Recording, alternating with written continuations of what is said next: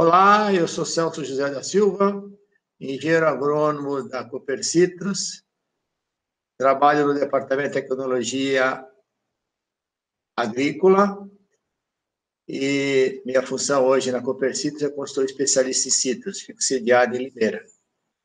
O que eu vou falar hoje aqui para vocês é sobre o detalhe do manejo para o controle da podridão floral dos citros. A podridão floral dos citros tem uma grande importância, porque é a doença fúngica mais importante das Américas, né? Devido ao seu enorme prejuízo causado aos pomares de diferentes espécies e variedades. Hoje eu vou inverter. Essa sugestão de manejo, normalmente ela viria no final da apresentação, mas eu estou trazendo ela aqui para o início para dar uma justificativa o quanto que será legal acompanhar até o final a minha apresentação, porque tudo vai se resumir nessas sugestões. E durante a minha fala aí eu vou tentar esclarecer a razão dessas sugestões aí. Então, começando aí, fazer a manutenção preventiva e a regulagem correta dos pulverizadores antes do início da florada. Não esperar chegar a florada para fazer, né? Fazer antes. Monitorar toda a propriedade durante o florescimento para identificar quais estalhões estão na fase mais crítica. Depois nós vamos explicar direitinho o que é aquela fase mais crítica, que está muito dentro do florescimento da planta, mudando. Escolher corretamente o fungicida e a dose a ser utilizada, nem mais nem menos, a recomendação correta. Pulverizar somente no momento correto e usar um sistema de previsão, que vamos falar mais à frente aí. Adotar a menor velocidade, entre 20 e 30. Adotar o menor volume, entre 20 e 30 ml por metro cúbico. E aí sim, a maior velocidade de aplicação, desde que o terreno permita, entre 5 a 7 km por hora, nas épocas críticas. Mudando. Caso chova 3 dias consecutivos, o período de molhamento aí vai ficar em torno de 48 horas. E o sistema vai emitir um alerta de risco. Esse sistema é o que a Fundecitrus tem lá. Agora nós vamos falar um pouquinho sobre ele. Aí nós vamos precisar proteger novamente as flores, priorizando o uso de espirulina e triazol, mudando. E dentro do possível, possuir uma quantidade adequada de pulverizadores, né? E uma logística legal, que é para conseguir proteger toda a propriedade num período aí de 3, 4 dias, principalmente naquelas regiões onde as condições são mais favoráveis. O uso de calda pronta em caminhões, que ajuda a abastecer rapidamente os pulverizadores, isso também contribui para melhorar e aumentar o rendimento operacional, e com isso a gente conseguir cumprir a nossa meta dentro desse período de 3, 4 dias. Mudar. Falar um pouquinho aqui agora do agente causal. Recentemente, o coletor tacutato ou cloitrote glosporióide passaram a representar 2 complexos, formados por diferentes espécies de fungo. Com isso, a espécie Coledototum abscisum, que pertence ao complexo acutatum, passou a ser o principal agente causal da doença. Muda. Vamos falar um pouquinho dos pedeiros. A podridão floral afeta praticamente todas as variedades comerciais de citros. As flores de laranja doce, independente da variedade, apresentarão suscetibilidade semelhante ao patógeno. Tudo vai sofrer o mesmo efeito patógeno. A doença tem causado danos mais severos nas laranjas de Natal e nas laranjas que apresentam vários surtos de florescimento, como pera, paí e baianinha. Muda. Nos limões e nas limas também, o prejuízo é grande. Já no caso de Valência e Tangelos, os danos já são mais moderados, né? E menores problemas para quem? Para a laranja Amelie e outras precoces, né? No caso de Rubi, Vestim, e bem como nos pomelos. Muda. Falando um pouquinho aqui de danos e perdas, a podridão floral é uma doença típica das Américas que pode ocorrer de forma repentina e explosiva, quando as condições climáticas são favoráveis. No Brasil, a doença tem ocorrido nas diferentes regiões e estados que produzem citros. Muda. No estado de São Paulo, a doença causou um prejuízo grande somente nas décadas de 1970 a 1990. No florescimento de 2009, as condições climáticas foram muito favoráveis à doença e afetou o pomar em todo o estado, com uma redução de até 85% na produção de plantas, principalmente os plantios aqui no sudoeste paulista. Muda. Aqui tem um gráfico da Fundecitos que mostra, né, que aí no eixo vertical, tá aí produtividade, caixas por planta.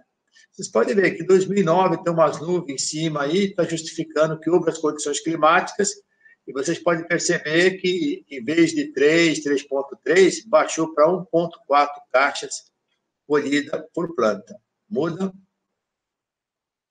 Agora vamos falar a respeito dos sintomas, né? A característica do sintoma dentro das várias fases aí do desenvolvimento de uma planta de citros, né? Vamos lá, os primeiros sintomas da podridão floral dos citros podem aparecer depois de 2 a 7 dias após a infecção. Inicialmente, formam-se lesões alaranjadas nas pétalas, que nem mostra essa foto do lado aí, certo? Muda. Nessa fase aí que eu tenho o estigma, o estilete, chamado pistilo, tem a possibilidade de ocorrer infecção, e o que acaba acontecendo? As fisuras vão ficar negras. Muda. Os frutinhos, ainda recém-formados, ficam amarelecidos e caem prematuramente. Isso também é um sintoma da doença. Muda. Aí nós temos aí, por exemplo, uma situação na qual que a doença ganhou aí um nome popular chamado de estrelinha. O que é isso? Após a queda do fruto, os cálices permanecem retidos nos ramos por vários meses e são popularmente conhecidos como estrelinha. Muda. Além da queda dos frutos, as folhas que estão localizadas próximas aos botões florais também ficam contaminadas, elas ficam brilhosas, né? E ficam com esse aspecto meio amarelado aí. Muda. Falando um pouquinho do ciclo, né, da podridão floral, é um ciclo bastante extenso, onde que ele tem aí várias situações que eles acabam sendo favorecidos por onde? Pela própria condição climática. Eu tenho o hospedeiro aí no caso, né, eu também tenho o patógeno aí. Tudo isso aí está sendo alimentado pelas condições climáticas, aí, principalmente umidade, né, água livre. Pode mudar. E aí tem um exemplo, né, que se eu tenho chuva, né, umidade constante sobre uma flor aberta, resulta no que é? Flores manchadas, e futuramente eu vou ter aí a retenção do frutinho, vai ter a queda do frutinho, a retenção do cálice floral. Muda. Sobre as condições climáticas favoráveis, certo? As epidemias estão associadas com chuvas e períodos prolongados de molhamento. Então, molhamentos superiores a 48 horas ocorrendo durante o florescimento, as infecções das flores aumentam exponencialmente. Aumenta muito, muito, muito. O orvalho, em geral, não prolonga o molhamento por mais do que 16 horas e não é responsável por epidemias explosivas, aquilo que tem muita dificuldade a gente poder controlar. Muda. Condições climáticas favoráveis. Tem uns trabalhos feitos pelo Fundecitos aí que nos faz entender bem isso daí. Flores foram expostas por 12 horas de molhamento e os primeiros sintomas apareceram após 72 horas. Qual foi o resultado dessa observação? 54% das flores apresentaram sintoma, mas, porém, somente 29,4% apresentou estrelinha. E somente 12,5% chegou a formar fruto. Então, daí já dá para começar a entender o que a condição climática favorece a doença. Muda. Uma outra situação foi prolongar esse período de molhamento, passando a 24 horas. Porém, o que acaba acontecendo? Os sintomas se apressaram, em vez de ser em 72 horas, passaram a ocorrer em 48 horas. E resultou na seguinte situação: em vez de ser 54, já pulou para 91%. De 21 lá de presença de estrelinha, já pulou para 53%. Em vez de ter 12% de fruto retido, só teve 6% de fruto retido.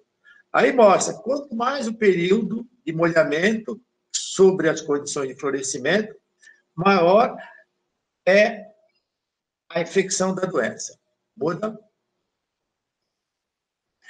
Aí está o que a gente chama de uma classificação técnica de período de reprodução, são 7 fases, né, que vai de 1 ao 7. O importante é proteger as flores contra as infecções do fungo, certo? Muda.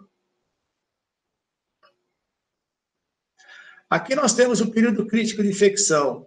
São 3 fases, assim, 3 momentos que eu preciso ter muita atenção nisso daí. No R4, a gente chama de botão estendido, vamos falar de cotonete alongado. Nós temos a fase de flor aberta, e nós temos aquela fase que seria o R3, que seria o que é? O botão branco pequeno. Essas 3 fases aí é onde que a gente tem o período maior, o período crítico de infecção. Muda. Período crítico de infecção. O que provoca essa queda?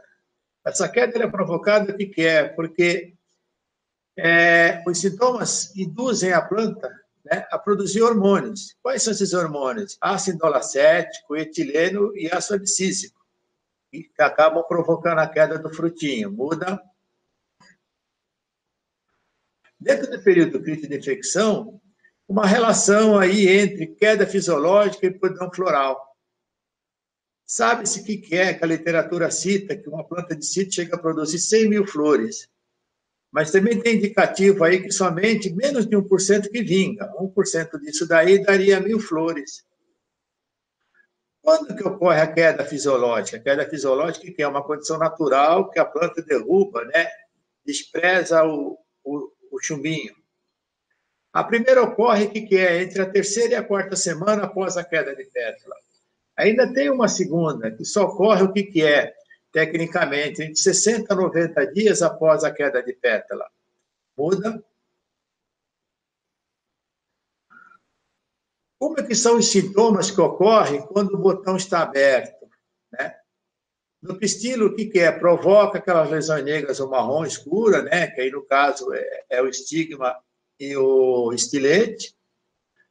Nos frutinhos, provoca o amarelecimento e queda dos mesmos. Muda.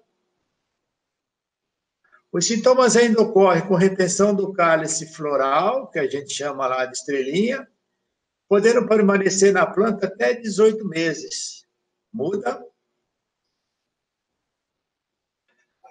A ideia, por exemplo, se a gente conseguir conciliar um manejo com uma integração de medidas, a gente tende a ter aí bons resultados. Como é que a gente pode falar sobre isso daí?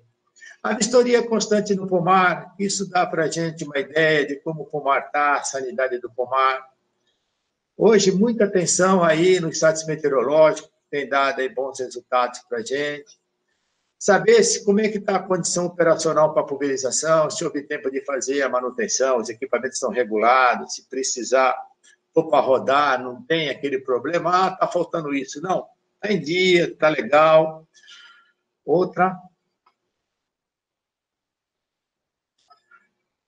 E, além disso tudo, por exemplo, uma planta que é, se ela for bem nutrida, se ela estiver equilibrada, a sanidade dela e do pomar, de modo geral, está bem. E é muito comum, por exemplo, plantas sadias apresentam menos possibilidade da doença causar transtorno, né? E também nessa questão da vistoria do pomar, dentro do possível, vai eliminar aquelas plantas debilitadas. O que é? Porque, normalmente, a planta debilitada, ela floresce meia desordenada. E dentro da situação econômica, se tiver uma irrigação localizada, aí fica tranquilo. O que é? Porque a gente consegue fazer com que essas adubações, essa sanidade aí, ganhe um plus muito bacana aí. Muda. Aí, muitas pessoas possam perguntar, compensa podar a estrelinha? Aí, então, foi feito um trabalho que diz que não é eficaz. E o exemplo está abaixo aí. Em 2008, na primeira florada, foi feita a poda de todas as estrelinhas, mas, porém, durante o período de florescimento, ocorreram 4 chuvas. E qual foi o resultado? Apresentou 25% das plantas podadas estavam doentes. Em 2009, lembra 2009 lá que aquele problema sério que derrubou muito a produtividade aí? Na segunda florada, foi feito o que é uma poda de todas as estrelinhas. Só que aí choveu 12 horas. 12 chuvas. 12 chuvas. O que acabou acontecendo? 100% das plantas doentes. Já em 2010, a natureza jogou do nosso lado. Na segunda florada, sem poda e sem chuva, nenhuma planta doente. Certo? Próxima. Existem outros hospedeiros? Sim. Infecta a murta, sobrevive em folhas de braquiária, picão preto, búfalo, capim amargoso. Então, você vê, essa questão do hospedeiro, essa questão do inóculo, só fica faltando a condição climática, que aí a coisa pega mesmo, né? Muda.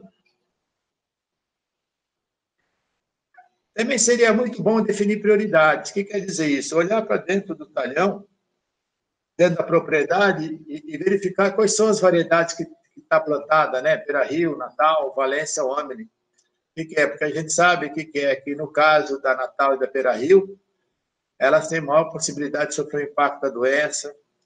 Talhões velhos, que acumula mais inóculo.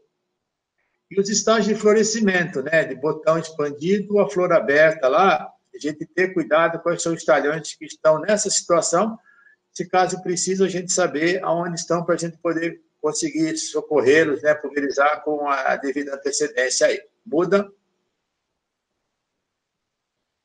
E dentro de definir prioridades, o que a gente tem que tentar? Tem propriedades que têm área de baixada. Muitas vezes, lá no início, só tinha aquelas variedades para plantar, plantou pera e Natal, sem estar sabendo interpretar o que poderia ocorrer mais à frente, né? Porque são plantas mais afetadas, né? E sempre tem aquele histórico, né, de ocorrência, quais são as áreas que sempre tem problema, porque aí você já consegue pôr isso aí dentro do seu rol de prioridades. Muda. Qual o volume de calda aplicar?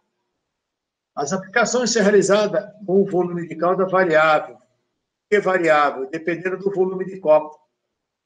E os estudos mostram aí que os volumes de calda entre 20 e 50 ml de calda por metro cúbico têm dado bom resultado. Muda. Trabalhos feitos pelo Fundecitos mostram aí onde que não foi feita a aplicação, né? O gráfico aí que está da minha esquerda aí mostra que é a quantidade percentual de plantas assintomáticas, que é bem significante, em torno de 30%. Já no eixo X, aí na horizontal, a gente pode ver o que aconteceu. Houve o volume variando de 20 a 50. E, estatisticamente, a gente fala que tudo está com a mesma letra, não houve diferença.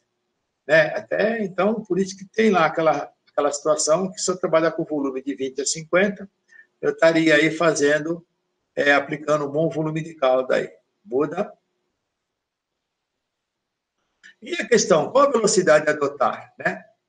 Logicamente, os testes que foram feitos, todas as velocidades responderam bem. O que é? Quando comparada à área não pulverizada. Não pulverizou, a doença aparece. Agora vamos ver como é que funcionou essa questão da velocidade no gráfico seguinte aí. Muda. Então, no trabalho de mestrado lá, né, do Fundecitos aí, se observou a avaliação da velocidade de aplicação. Entre 4,5 e 7 quilômetros, o resultado foi muito, muito parecido, né, estatisticamente, tudo com a letra B aí, certo? Então, se trabalhar de 4,5 a 7, estaria dentro, mas em termos operacionais, 7 km por hora é uma margem que dá segurança. E torna a dizer, sempre se o terreno for favorável, né? Se não, o nego sobe na máquina aí, pode causar problema aí. Muda.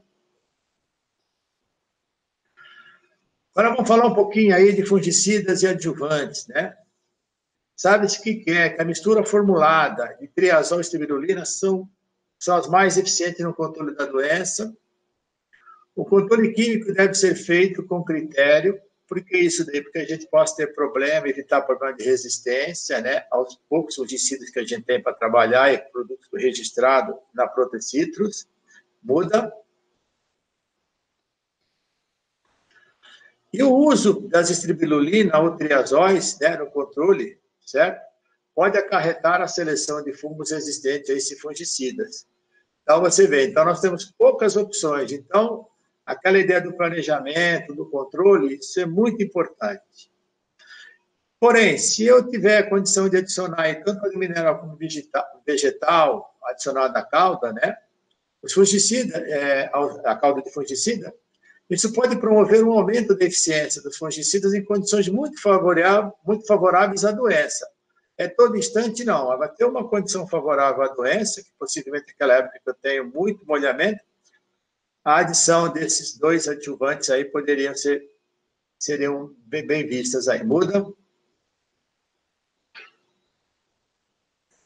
A mistura de estribilulina e triazol tem apresentado alta eficiência no controle, mesmo quando não são aplicados sem adjuvantes. Isso parece contraditório, mas talvez aqui não esteja citado aí aquelas condições muito favoráveis à doença. Eu entendo aqui que a condição estaria dentro de uma normalidade, tá? Agora, já os organosiliconados não apresentaram aumento de eficiência no controle da doença quando isso é adicionado em cauda fungicida. Muda. Tem aquela pergunta, é necessário reaplicar após as chuvas, não é? Vamos olhar aqui o que acontece aqui, não é? Simulando chuvas em 3 situações, certo? E observou aqui um aumento significativo da podridão floral. Como é que isso se estabeleceu? À minha esquerda aí, certo? Tem lá período de molhamento, depois, na coluna seguinte, cálice retido por ramo, fruto retido por ramo e produção de quilos por fruto. Se a gente observar isso, quando teve uma única vez uma chuva de 12 horas, a quantidade de cálice retido ficou em 0,25. O número de fruto retido ficou 1,1 e a produção de quilos por fruta foi a 190 por planta. Quando houve aí 2 chuvas, 2 vezes de 12 horas consecutivas, o número de cálice retido já subiu. E a questão de frutos retidos também diminuiu um pouquinho, já ficou para 1. E a produtividade e a produção aqui também caiu, de 190 para 150. Quando houve aí 6 vezes esse período de molhamento de 12 horas, você pode ver que o número de cálice retido quadruplicou 4 vezes mais do que só uma vez de 12 horas. E o número de frutos retidos, nossa, caiu 90%. Ficou aqui somente quanto? 0,1. E se a gente olhar a produção por fruta aqui, ficou ao redor de que é de 50 frutas. Sem chuva, o que acaba acontecendo?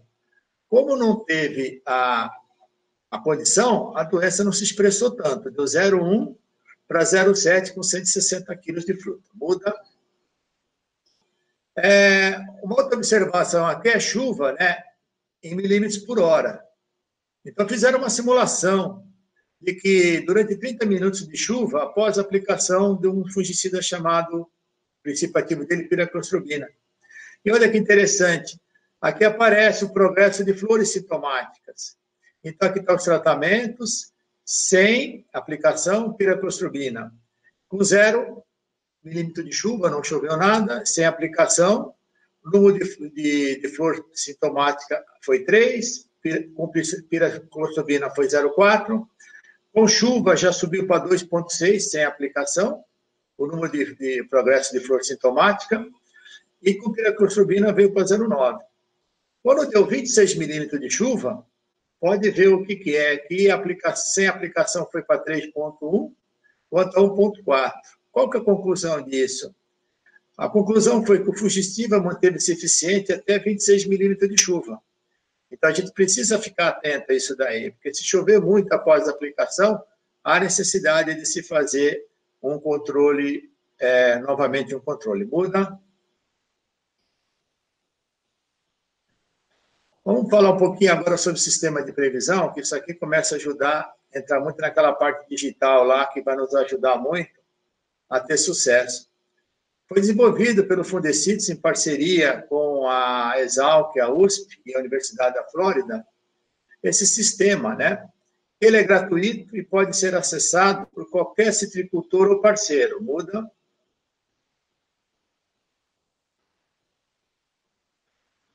E o que é esse sistema de previsão? Então, ele calcula os riscos de ocorrência da podridão floral, são calculados com base nos dados da temperatura, molhamento e estimam a germinação do fungo. Esses dados são enviados automaticamente ao sistema por meio de uma estação meteorológica instalada em diferentes propriedades citrícolas. Muda. Aí está o desenho, né? De como a gente vai encontrar isso lá no site, essas apresentações, né? Muito bacana isso daí, muda. Falando um pouco sobre os benefícios desse sistema, foi feita uma avaliação aí, que eles mediram a porcentagem de flores com cordão floral, né? Em plantas. E como é que foi medido isso daí? Numa área que não foi pulverizada, numa área que foi pulverizada seguindo o padrão do produtor, que a gente chama de calendário, e o sistema proposto aí, que é o sistema de previsão. Muda. Se a gente observar aqui, o que acontece? Do meu lado direito, do meu lado esquerdo aqui, tem o percentual de flor sintomática. Se a gente olhar aqui do lado direito, está lá sem pulverização, sem custo, certo? Não foi feito nada, então tem uma estimativa aí em torno de 20% a 25% de infestação de podridão nas flores. E se eu observar aqui, os dois sistemas foram vitoriosos, tanto o calendário semanal do produtor como o sistema de previsão.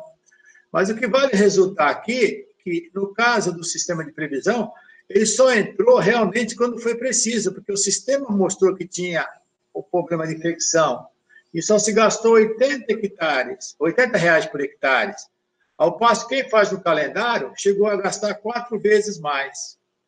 Muda.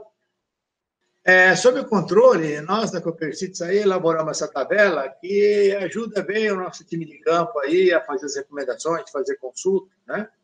E a gente coloca aí o produto, a que grupo ele pertence, o ingrediente ativo, a classificação segundo o FRAC, o nome do fornecedor, dose, a de registro, se não uma dose usual de campo. Lembrando que para estar aí tem que estar registrado para citros. Colocamos também se ele está dentro do protecito, se ele pode ou não ser pulverizado, com as frutas que vão ser destinadas à indústria.